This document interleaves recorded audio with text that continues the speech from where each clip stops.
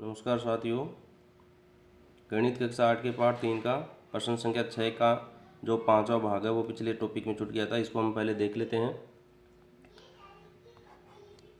ये 1/2 की घात 2 और फिर ब्रैकेट बंद की घात 4 है। इसे हम देखना है। तो देखिए यहाँ पर दो तरह के ब्रैकेट आ रहे हैं। पहली बात तो ये अंश/हर में 1/2 लिखा हुआ है, फिर इसकी घात 2 है और फिर इस पूरे की घात भी कितनी है, 4 है। ये ब्रैकेट 3 तरह के होते हैं। मैं आपको छोटी सी जानकारी दे दूं। एक तो छोटा कोष्टक, फिर इस छोटा कोष्टक को अपन एक मंझले कोष्टक में बंद करते हैं, फिर एक ये जो होता है वो बड़ा कोष्टक कहलाता है। तो एक तो ये हो गया और एक ये हो गया और एक ये बड़ा कोष्टक हो गया। तो सबसे पहले जो लगाया जाता है वो छोटा कोष्टक ही लगाया जाता है। अगर फिर दोबारा कोष्टक लगाने की आवश्यकता होती है तो अपन ये मंझला कोष्टक लगाते हैं, और फिर भी आवश्यकता होती है तो अपन ये बड़ा कोष्टक लगाते हैं। देखिएगा, इसको हमें हल करना है। तो ये a/b की घात m है। तो हमने देखा था कि a/b की घात m है, उसका जो फॉर्मूला था वो ये था कि अंश पर भी घात लग जाती है और हर पर भी घात लग जाती है। तो यहाँ पर इसको हम किस तरीके से लिखेंगे, सबसे पहले छोटे कोष्टक को सरल करते हैं। गणित में कोई भी इस तरीके का सवाल हल करते हैं तो छोटे कोष्टक को पहले हल करते हैं, फिर मंझला कोष्टक को और फिर बड़े कोष्टक को। ये इसकी स्टेप होती है कोष्टक को हल करने की। तो ये हो गया 1 की घात 2/2 की घात 2 और फिर बड़ा ब्रैकेट है, इस पर घात कितनी है, 4 है। अब देखिए, 1 पर कितनी भी घात रहे उसका मान 1 ही प्राप्त होता है, और 2 पर 2 घात है तो इसका मतलब 2 को 2 बार गुणा करके लिखेंगे, और इस पर घात कितनी है, 4 है। तो अपन इसको किस तरीके से लिख सकते हैं, 1/4 की घात 4। जो जैसा लिखा है बस उस रूप में आप एक एक स्टेप आगे बढ़ते रहे, अपने आप आपको उत्तर मिल जाएगा। गड़बड़ मत करो, बस बीच बीच में स्टेप मत छोड़ो एक बार आप सीखने के लिए। अब ये a/b की घात m का दोबारा आ गया, तो 1 पर भी घात 4 लग जाएगी और 4 पर भी घात 4 लग जाएगी। अब इसको सरल कर लेंगे अपन। तो 1 पर कितनी भी घात रहे उसका मान हमें 1 ही प्राप्त होगा।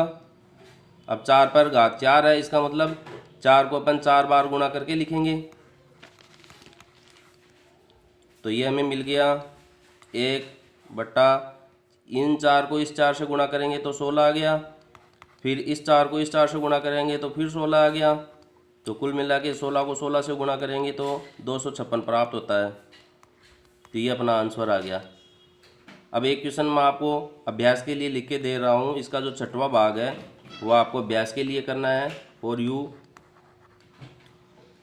-1/3 की घात 3 है, -1/3 की घात 3, और फिर ये बड़े ब्रैकेट में बंद है और इसकी घात 2 है।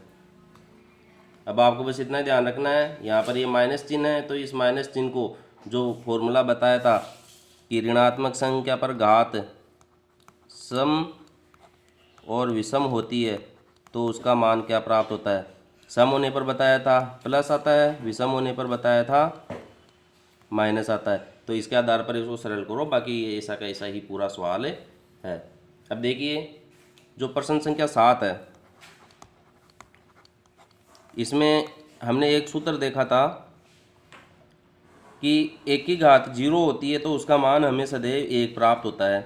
तो ये a यहाँ पर आधार है और घातांक कितना है, 0 है। यानी कि किसी भी आधार पर घात अगर 0 है तो उसका मान 1 प्राप्त होता है। इसको हमने पिछले टॉपिक में देखा था।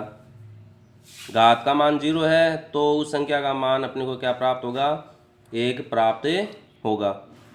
तो ये 7 सवाल इसके अंदर अपने को मिलेंगे, वो पूरे के पूरे बस इसी पर आधारित है। तो पहला सवाल तो सीधा का सीधा सूत्र फॉर्मूले पे ही आधारित है। 7 का जो पहला सवाल है 3 की घात 0 है। आपको डायरेक्ट भी ये क्वेश्चन पूछा जा सकता है 3 की घात 0 का मान कितना होता है। तो आपको 0 नहीं लिखना है, इसका मान 1 आएगा। ये इसका आंसर आ गया, लो सीधा एक लाइन के अंदर।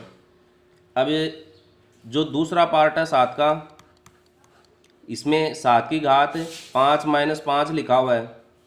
देखो, 0 को अपन किस रूप में लिख दिया अपन ने, 5 - 5। इस पहले सवाल को ही देख लीजिए आप। इसको अपन जैसे ये लिख दे 3 की घात 5 माइनस 5, तो 5 में से 5 जाएगा तो बचेगा क्या, 3 की घात 0।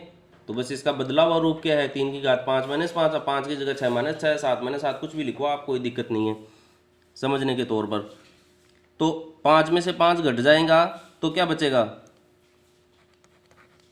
0। अब 7 की घात 0 है, तो इस फॉर्मूले को आप देखिए, आधार पर घात 0 है तो मान क्या मिलेगा, 1 मिलेगा। ये लीजिए, ये आंसर हो गया। अब इसी तरीके से आप खुद एक सवाल पर अभ्यास कीजिएगा कि -2 की घात 3 माइनस 3 है तो इसका मान क्या मिलेगा। याद रहे, चाहे ऋणात्मक संख्या हो चाहे धनात्मक संख्या हो, आधार चाहे ऋणात्मक हो चाहे धनात्मक हो, उस पर घात 0 है, इसका मतलब मान उसका क्या मिलेगा, अपने को 1 ही मिलेगा। तो ये आपके लिए है 7 का तीसरा क्वेश्चन। इसको आप थोड़ा सा पेन पेंसिल चलाइए और इसको हल कीजिएगा। अब इसके अपन चौथे पार्ट पर चलते हैं।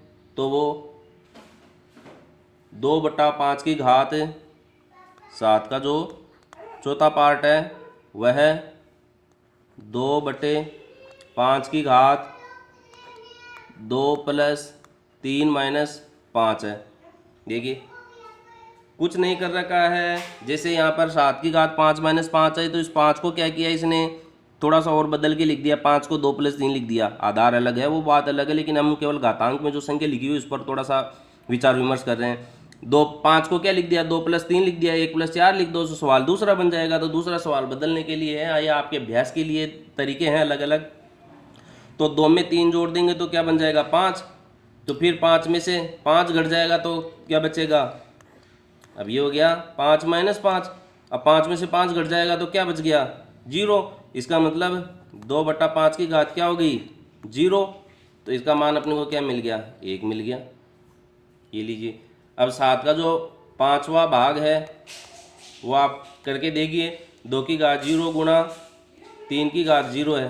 देखिए 2 की घात 0 गुणा 3 की घात 0 है, इसका हल करके देखिए आप क्या मिलता है। ये आपके लिए है, थोड़ा सा विचार कीजिए, अभ्यास कीजिए। ऐसे ही अगर हम 6वें पार्ट की तरफ चलते हैं, 7 का पार्ट 6, ये यहाँ पर गुणा में है तो एक जोड़ में मिल जाएगा, 2 की घात 0 + 5 की घात 0। अब देखिए इसका मान क्या प्राप्त होगा, आपको 1 न मिल के 2 मिल जाएगा, क्योंकि 2 की घात 0 है + 5 की घात 0 है, तो 1 1 जुड़ के क्या हो जाएगा, 2 हो जाएगा। तो इसका आंसर 2 मिलेगा आपको। अब एक क्वेश्चन है 7वें का अंतिम पार्ट, जो है 7/15 की घात 0 + 1/7 की घात 3 - 3। ये भी आपके लिए है, मैंने तरीका आपको बता दिया। अब आप इन पर जितना ज़्यादा अभ्यास करेंगे उतना ज़्यादा आप पारंगत हो जाएंगे। बस याद ये रखना है कि आपको जो फॉर्मूला काम में आ रहा है उनको सदैव लिखते चलना है, और लिखकर नहीं चलो तो वो फॉर्मूला आपको रिकॉल करना ज़रूरी है। दिमाग में आपके आ जाना चाहिए कि यहाँ पर ये फॉर्मूला काम में लिया है, और लिख के चलोगे तो आदत में आ जाएगा, और जब आदत में आ जाएगा तो आपको लिखने की आवश्यकता नहीं पड़ेगी। धन्यवाद।